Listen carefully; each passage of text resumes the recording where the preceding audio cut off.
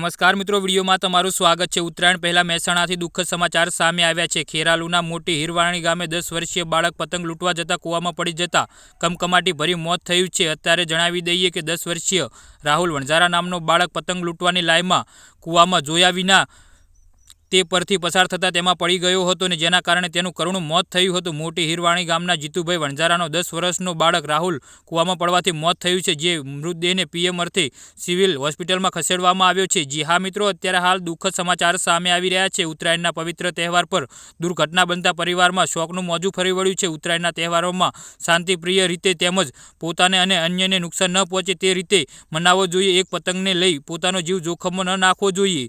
જી હા મિત્રો, અત્યારે ઉલ્લેખનીય છે કે દર વર્ષે અનેક બનાવો બનતા હોય છે જેમાં મૃત્યુ પણ થતા હોય છે, ત્યારે આ વખતે પણ એક ઘટના સામે આવી છે। માટે તમે અને તમારો પરિવાર શાંતિથી તેમજ સલામતી સાથે ઉત્તરાયણનો પર્વની ઉજવણી કરો। જી હા મિત્રો, તો આના વિશે તમારું શું કહેવું છે તો નીચે અમારી કોમેન્ટ બોક્સમાં જરૂરથી જણાવજો અને અમારી યુટ્યુબ ચેનલને સબસ્ક્રાઇબ કરવાનું ના ભૂલતા। વિડીયો પૂરો જોવા બદલ મિત્રો ખૂબ ખૂબ આભાર।